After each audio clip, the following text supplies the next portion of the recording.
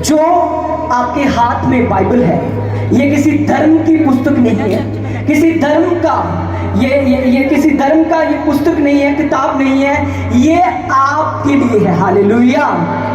जब आप कोई चीज खरीदते हैं, वॉशिंग मशीन खरीदी आपने फ्रिज खरीदी, उसके साथ आपको एक बुक देती है कंपनी कि भाई इसको पढ़ो, मशीन कैसे चलानी है, यूज कैसे करना है, इस बुक के ऊपर सारा लिखा हुआ है।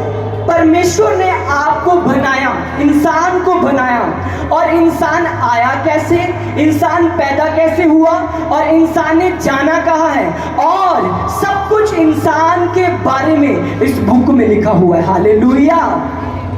याद रखें, जब आपकी बाइबल खुली होती है, आपके फेस के ऊपर एक रोशनी आती है। जब आपकी बाइबल खुली होती है, आपका कनेक्शन डायरेक्ट स्वर्ग के साथ हो जाता है। जब मैंने कहा आपकी बाइबल खुली होती है, आपका जो कनेक्शन है सीधा यहां से आसमान से स्वर्ग के साथ जुड़ जाता है। हालेलुया। जिसकी बाइबल खुली है उसकी आशीषें बड़ी है। हालेलुया। जो बाइबल पढ़ने वाला है वो बड़ी आशीषों को ले लेगा। हालेलुया। जब आप बाइबल पढ़ते हैं, परमेश्वर अपने स्वर्ग दूतों को आपके लिए भेजता है। हालेलुया। अगर वो बंदा बाइबल ना पढ़ता जा रहा होता तो मैं आपको गारंटी के साथ कह सकता हूं, वो यरूशलेम से ऐसे ही चला जाता, उद्धार ना पाता, बैप्टिज्म ना लेता। क्यों? क्योंकि यीशु मसीह को जानने का वो प्रयत्न कर ही नहीं रहा था। जब आपके हाथ में बाइबल खुली होती है, मतलब आप यीशु मसीह को जानना चाहते हैं। जब आप यीशु मसीह को जानना चाहते हैं, परमेश्वर अपने भेदों को भी आपके ऊपर प्रकट करेगा, परमेश्वर अपने लोगों को भी आपकी हेल्प के लिए भेजेगा। हालेलुया। सबसे बड़ी आशीष मैंने कौन सी बोली? स्वर्ग। आप गाड़ी के साथ ब्लेस हो जाओ, बेशक प्रभु आपको कल ही गाड़ी दे देगा, लेकिन एक दिन गाड़ी छोड़कर अपने स्वर्ग जाना है। प्रभु आपको आज घर दे दे, बड़ा घर दे सकता है, वो देगा आपको, लेकिन घर एक दिन इधर ही रह जाना है। ठीक है, सब कुछ इधर ही रह जाना है, लेकिन सबसे बड़ी जो आशीष है वो क्या है? सल्वेशन, मुक्ति, स्वर्ग के लिए तैयार हो जाना। हालेलुया। सुनो मेरी बात, जो स्वर्ग दे सकता है बाइबल पढ़ने से, तो क्या बाइबल पढ़ने से वो आपकी बीमारी को चंगा नहीं कर सकता? जो स्वर्ग दे सकता है बाइबल पढ़ने से, स्वर्ग में आपको लेके जा सकता है बाइबल पढ़ने से, तो क्या आपकी गरीबी का हल नहीं कर सकता वो? बोलो। क्या आपके पास अगर बच्चा नहीं है तो आपको बच्चा नहीं दे सकता? तो क्या अगर आपके पास फाइनेंस नहीं है, बिजनेस नहीं है, तो क्या आपको बिजनेस नहीं दे सकता? हर एक बात का एक ही हल है, वो खुदा का वचन है।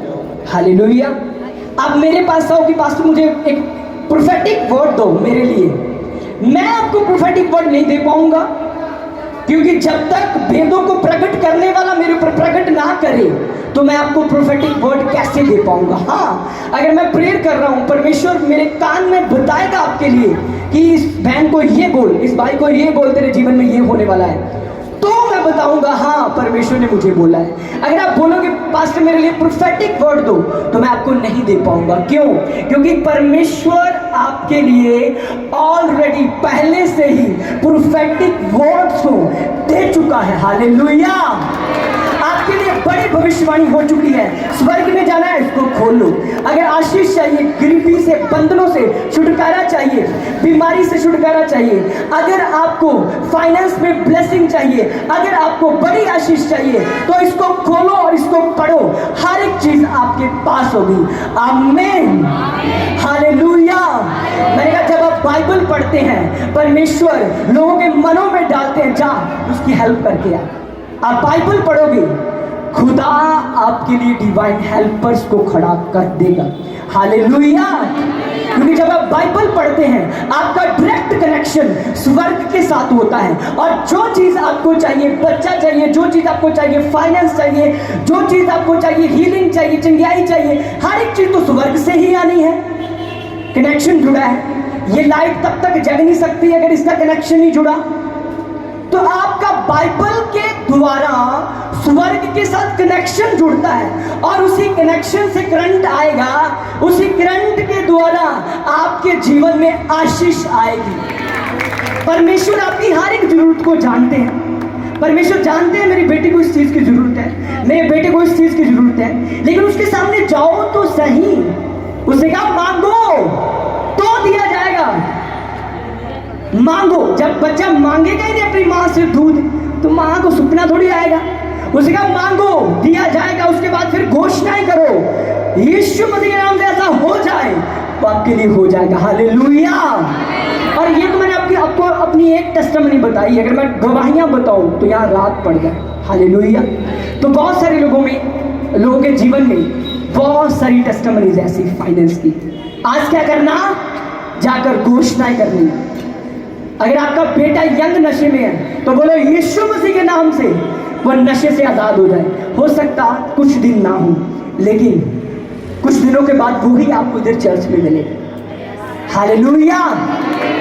आपका फाइनेंस, बच्चा, जो भी आपको चाहिए, घोषणाएं करो। एक स्टोरी बताता हूँ, स्पिरिचुअल फादर हमेशा बताते हैं ये स्टोरी, उसके बाद मैं आपके लिए प्रार्थना करूंगा। एक पास्टर था, तो वो पास्टर पहले तो बीमार था, उसको टीबी थी, मरने वाला था। किसी ने वचन बताया, बच गया।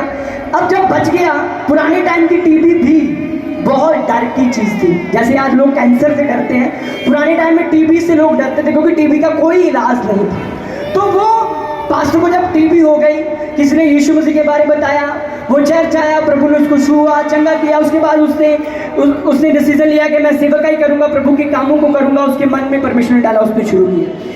जब उसने चर्च शुरू की, उसके पास 2-3 लोग आते थे।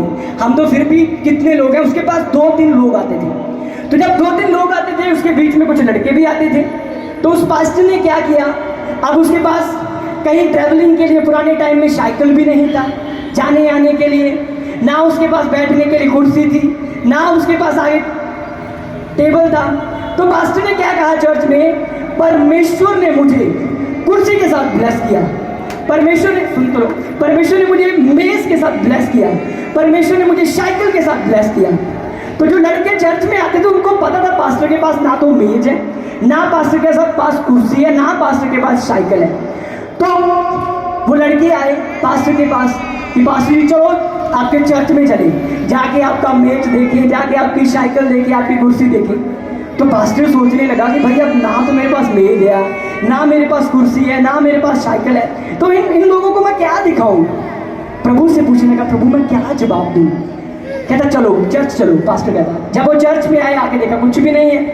तो लड़के कहते, पास्टर जी कहाँ है आपका साइकिल, कहाँ है आपकी कुर्सी, कहाँ है आपका मेज। तो पास्टर कहता, जब एक लेडी प्रेग्नेंट होती है, जब वो बच्चे को कंसीव करती है, तो क्या वो बच्चा दिखता है। लड़के कहते नहीं। पास्टर कहता मैं प्रेग्नेंट हूँ, मैं कंसीव कर चुका हूँ अपनी आशीषों को। और सुनो क्या हुआ, उन लड़कों ने जाके पूरे शहर में ये बात फैला दी ऊंची ऊंची आवाज में, ओ पास्टर प्रेग्नेंट है साइकिल के साथ, पास्टर प्रेग्नेंट है कुर्सी के साथ, पास्टर प्रेग्नेंट है मेज। सुनो उसके बाद हुआ क्या, कुछ 1-2 साल में पास्टर के पास सब कुछ था, गाड़ियां थी पास्टर की। आज दुनिया की सबसे बड़ी चर्च थी, दुनिया की, एक देश की नहीं, मैं दुनिया की बोल रहा हूँ, आप सर्च कर लेना, जिसमें लाखों लोग आते थे। क्या हुआ, घोषणा बोलता गया, बोलता गया, बोलता गया, बोलता गया, बोलता गया, और वो होता गया। Hallelujah, hallelujah. आज अपने घर में जाओ, सबसे पहले पापों से माफी करो, मांगो। अगर नशा करते हो, प्रभु को बोलो कि प्रभु मुझे नशे से आजाद कर। अगर आप गंदगी में हो, गलत रिलेशन है, हस्बैंड से बाहर या वाइफ से बाहर, किसी के साथ, जहाँ अनमैरिड हो तो बाहर रिलेशन है, तो माफी मांगो प्रभु से। अगर आप फोन पे कुछ गलत देखते हो, गंदा देखते हो, तो प्रभु से माफी मांगो और प्रभु को कहो कि प्रभु मुझे आजाद कर। तो उसके बाद घोषणाएं करो, दुनिया की हर एक अच्छी वस्तु आपके पास होगी यीशु मसीह। उसके बाद माफी मांगने के बाद और पश्चाताप करने के बाद घोषणा करो, मैं कहता हूं दुनिया की हर एक अच्छी वस्तु आपके पास होगी। अपने हाथों को उठाओ, अपनी जगह पर खड़े हो जाओ, करे प्रार्थना, परमेश्वर आज का वचन मेरी जिंदगी में 100 गुना फल को लेकर आए।